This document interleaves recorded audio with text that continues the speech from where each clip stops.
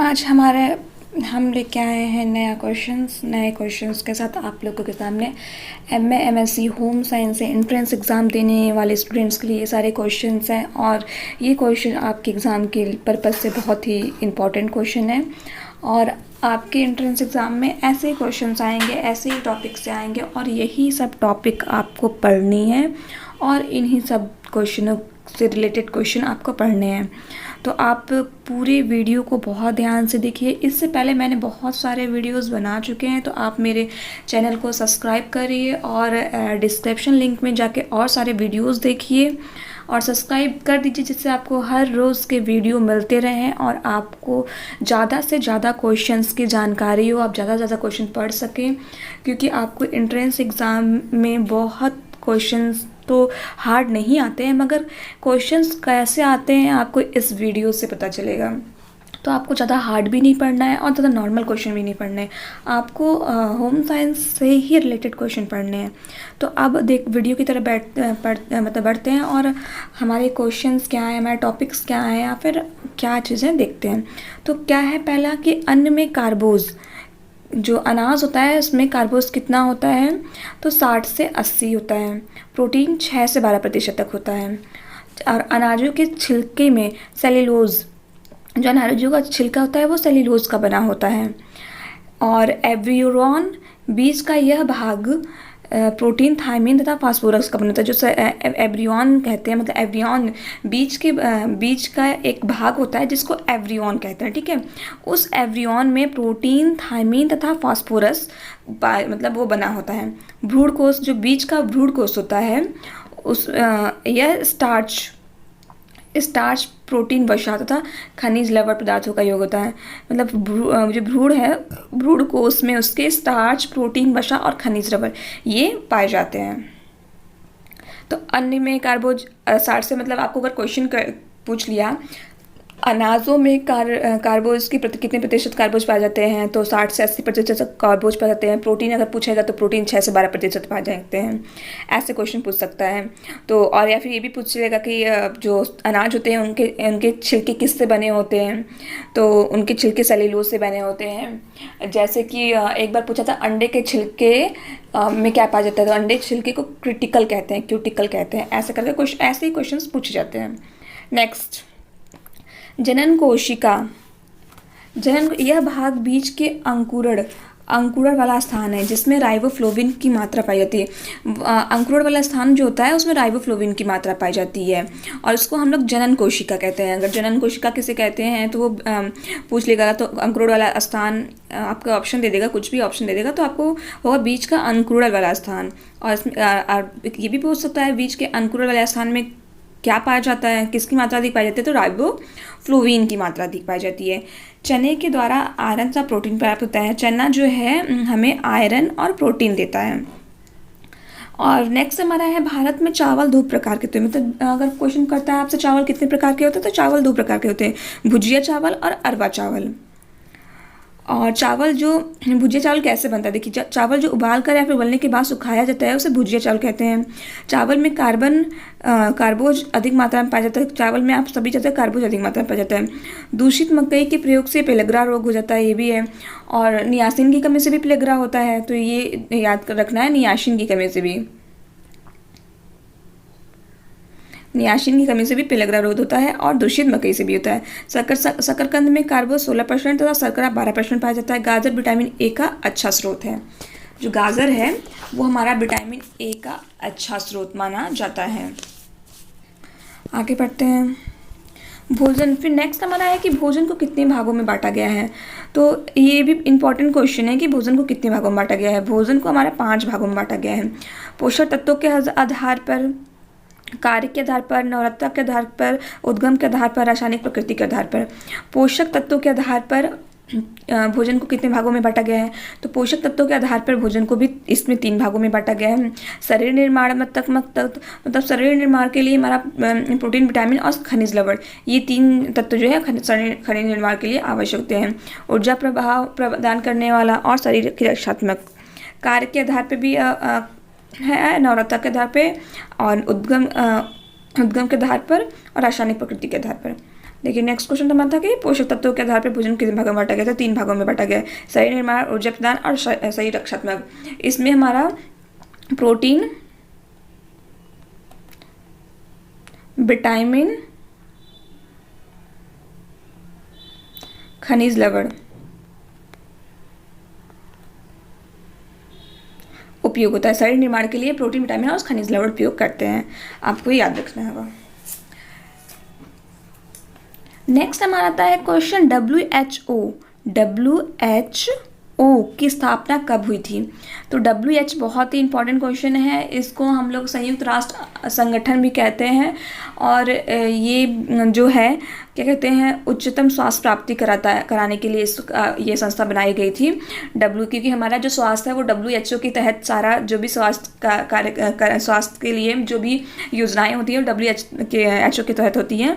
तो ये 7 अप्रैल 1948 में कराया गया था। WHO कहाँ है, स्विट्जरलैंड के जिनेवा में स्थित है, स्विट्जरलैंड के जिनेवा में स्थित है।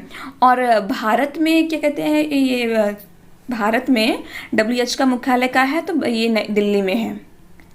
ऐसे ये भारत का ज़्यादा पूछता नहीं है, आपका यही पूछेगा कि WHO का मुख्यालय क्या है, तो ये स्विट्जरलैंड के जिनेवा में है, ठीक है, स्विट्जरलैंड के जिनेवा में। WHO का मुख्य उद्देश्य क्या है, उच्चतम स्वास्थ्य की प्राप्ति कराना।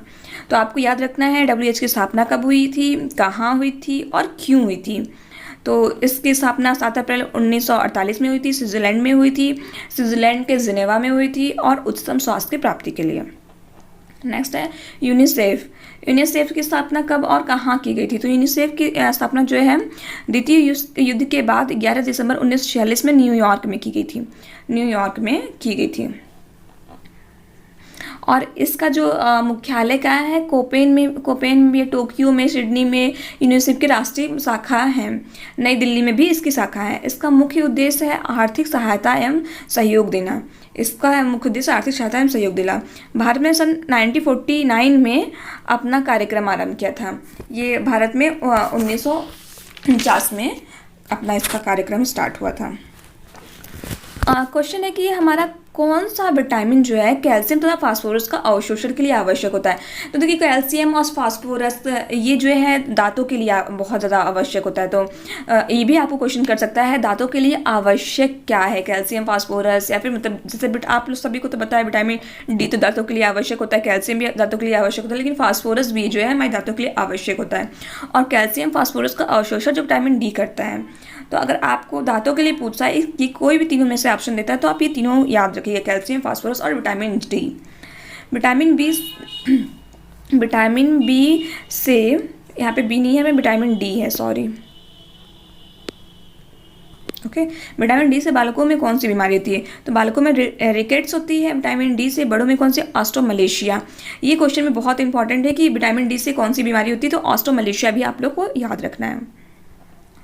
विटामिन B12 की कमी से कौन सी बीमारी होती है, पार्निशियस रक्त अल्पता। तो ये विटामिन B12 की कमी से होती है। एनीमिया B11 की वजह से होती है। तो आपको विटामिन बी ग्रुप जो है वो बी ग्रुप जो है आपको पूरा अच्छे से याद कर लेना है, उसका विटामिन को अच्छे से आपको पढ़ना है, उसके रासायनिक नाम पढ़ने हैं, उससे रिलेटेड बीमारियाँ पढ़नी हैं।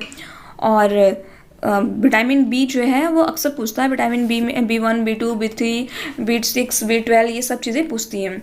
पोषण विज्ञान के पिता किसे कहा जाता है, लेबोजियर को जो है पोषण विज्ञान का पिता कहते हैं। अक्सर कभी कभी पूछ लेता है कि पोषण विज्ञान के पिता किसे कहते हैं। पौधों की तंतु में कार्बोज किस रूप में उपस्थित है। तो हेमोसेल्यूलोज के कारण से के रूप में ये पौधों के जो कार्बोज होते हैं हेमोसेल्यूलोज के कारण के रूप में उपस्थित होते हैं। शरीर में ग्लूकोज की मात्रा कितनी होती है। शरीर में ग्लूकोज की मात्रा 80 मिलीलीटर प्रति से 100 मिलीलीटर तक होती है। 100 ग्राम पालक में कितने प्रोटीन पाए जाते हैं। 100 ग्राम पालक में 1.0 ग्राम प्रोटीन पाए जाते हैं। रक्त का थक्का बनना किस विटामिन का होता है। तो विटामिन के कारण रक्त का थक्का बनता है, जिसको रक्त क्लॉटिंग भी कहते हैं। कृत्रिम रक्त का निर्माण, यहाँ पे लक लिखा है, यहाँ पर रक्त होगा, ओके, ये टाइपिंग मिस्टेक हो गई है। रक्त, कृत्रिम रक्त का निर्माण कहाँ किया गया है। तो सबसे पहले कृत्रिम रक्त का निर्माण जापान में हुआ है। धातु हड्डियों के लिए निर्माण के लिए आवश्यक होता है कैल्शियम फास्फेट। ये देखिए कैल्शियम और फास्फेट हमारे हड्डियों के लिए, यहाँ पे धातु नहीं दांतों है, तो, और हड्डियों के लिए कैल्शियम और फास्फोरस जो है आवश्यक है। ये देखिए 3 बार ये क्वेश्चन पूछ चुका है, तो आपको 3 टाइप से पूछा गया, तो आप ये ध्यान रखिएगा कि तीनों टाइप से अलग अलग क्वेश्चन किया गया है।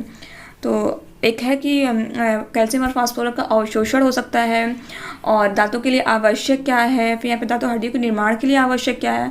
तो आप याद रखिएगा कैल्शियम, फास्फेट और विटामिन डी। कार्बोस तो कितने प्रकार होते हैं? कार्बोस के 2 प्रकार होते हैं।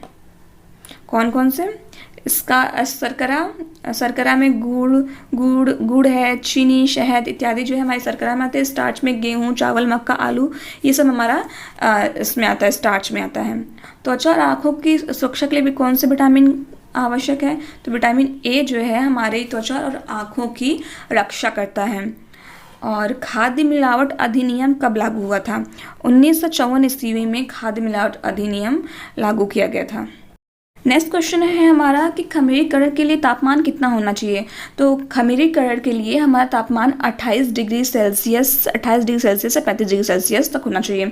28 डिग्री सेल्सियस पे इस जो की वृद्धि नहीं होती है। अगर हमारा तापमान जो है 28 डिग्री सेल्सियस रख देंगे तो जो खमीरीकरण में जो बैक्टीरिया सहायक होती है, इसको ईस्ट कहते हैं, वो वृद्धि नहीं करेगा, तो हमारा वो क्रिया नहीं होगी। और 50 डिग्री सेल्सियस से ऊपर हुआ तो ईस्ट जो है नष्ट हो जाएगा, तो भी वो प्रक्रिया नहीं होगी। तो हमारा जो तापमान है वो 28 से कम नहीं होना चाहिए और 50 से अधिक नहीं होना चाहिए।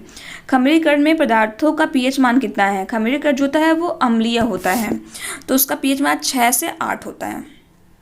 आपको याद रखना पड़ेगा। तो ये भी पूछ सकता है कि खमीरीकरण जो है होता है, ये खमीरीकरण की क्रिया है, उसमें पदार्थ जो है अम्लीय होता है, क्षारीय होता है, उदासीन होता है, या फिर कोई भी नहीं, ऐसे करके ऑप्शंस आते हैं। तो आपको ध्यान रखना होगा कि जो खमीरीकरण होता है वो अम्लीय होता है, अम्लीय होता है। नेक्स्ट क्वेश्चन है अंकुरन के लिए कितनी प्रतिशत आर्द्रता हमें चाहिए होती है? जो अंकुरन हम लोग का आर्द्रता से होती है, नमी के कारण होती है। आर्द्रता मतलब नमी हुआ ना, तो हम किसी भी मतलब चना या फिर किसी अनाज को हम लोग पानी में रख देते हैं, भिगो देते हैं, भिगोने के लिए, फिर उसका अंकुरन होता है। तो वही पूछा है कि इसमें कितनी आर्द्रता होनी चाहिए? तो 7 से 10% आर्द्रता होनी चाहिए। खाद्य पदार्थों की पौष्टिकता बढ़ाने के लिए किन किन तरीके का तो अपनाना चाहिए? तो 5 तरीके हैं: खमीरीकरण, अंकुरीकरण, स्थानापन्न, भोज्य पदार्थों का मिश्रण, उपयोग, फोर्टिफिकेशन या समृद्धि। ठीक है, ये 5 तरीके हैं आपका पौष्टिकता को बढ़ाने के लिए, या फिर क्या कहते हैं, ये इसको भी खाद्य मिलावट भी कहते हैं, क्योंकि उसकी पौष्टिकता बढ़ाने के लिए हम लोग मिलावट करते ही हैं, तो उसको ये 5 तरीके हैं। नेक्स्ट हमारा है कि अंकुरण के लिए उचित तापमान कितना होना चाहिए? वो हमारा था, पिछला क्वेश्चन हमारा क्या था, अंकुरण के लिए कितने प्रतिशत आर्द्रता चाहिए होती है, और ये हमारा क्वेश्चन है कि अंकुरण के लिए कितने तापमान की जरूरत है? 25 डिग्री सेल्सियस से लेके 35 डिग्री सेल्सियस तक, ये हमारा अंकुरण के लिए तापमान है। अंकुरण कितनी विधियाँ होती हैं? अंकुरण 2 विधियाँ दी हैं, भिगोना और कुल्ले फुलाना। भिगोना वसा, सॉरी यहाँ पे वर्षा है, वसा या फिर तेल को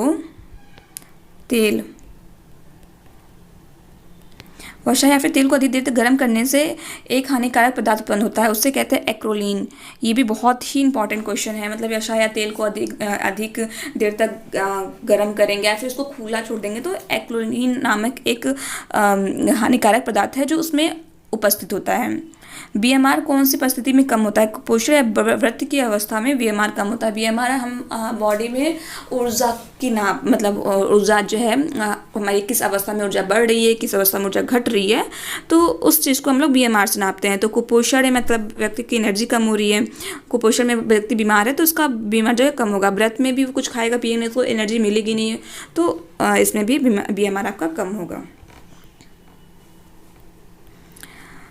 सो फ्रेंड्स, आज के क्वेश्चंस तो इतने हैं। मैंने आज आपको इतने कुछ टॉपिक्स पढ़ाया है, अनाज के बारे में पढ़ाया है, खमीरीकरण, अंकुरण और विटामिन्स कि थोड़ा कुछ बीमारियाँ, ये सब चीज़ें आपको बताएं। बहुत ही इम्पोर्टेंट ये था। ये वीडियो आप अच्छे से समझ लीजिएगा क्योंकि इससे क्वेश्चंस आते हैं। ये सारे क्वेश्चंस मैं अपने आपके एग्ज़ाम को ध्यान में रख कर ही लेकर आ रही हूँ, तो आप इसे पढ़िए। अगर आप लोगों को हेल्प मिलती है मेरे इस वीडियो से तो मुझे बहुत खुशी होगी, और आपके लिए नेक्स्ट वीडियो मैं तैयार करती हूँ। और आप अच्छे से पढ़िए, एग्ज़ाम तो आने वाला है। और मेरे वीडियो को शेयर ज़रूर करिएगा। कोई भी कन्फ्यूज़न हो, कोई भी डाउट हो या फिर कुछ भी क्वेश्चन हो, आप मुझे कमेंट ज़रूर करिए।